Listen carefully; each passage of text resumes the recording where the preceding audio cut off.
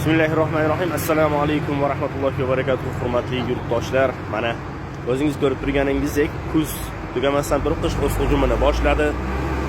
Manfiy harorat yana mana minus bo'lyapti. Bugun mana kechasi -9 bo'ldi.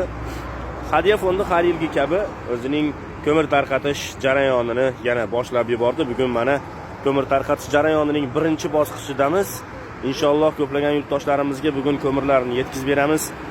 Hozirgi kunda mana shunday sovuq kunlarda ba'zi birlarimizning uyimizda issiq bo'lsa, ba'zi birlarimizning uyimizda albatta sovuq. Chunki hozirda kam ta'minlangan oilalar yoki bo'lmasam hozirgi kunda shu biroz sharoiti og'ir desam to'g'riroq bo'lsa kerak, ya'ni shu kunumlik rizqiga yarasha, ovqatiga yarasha pul topayotganlar uyni isitgani ketadigan energiyaga yarasha pul topolmayotgan bo'lishi mumkin. Shuning uchun albatta biz sizlardan ozgina bo'lsa ham mana shu do'stlarimizga, mana shu yurtdoshlarimizga, qo'shnilarimizga ozgina bo'lsa ham yordam qo'linglarni uzatsanglar, ko'mir marafonimizga qatnashib, ozmi, ko'pmi, 1 kilo, 2 kilo ko'mirga yarasha bo'ladigan bo'lsa ham o'z hissalaringizni qo'shib qolsanglar, inshaalloh bundan faqat va faqat oxiratingizga savob ishlagan bo'lasizlar.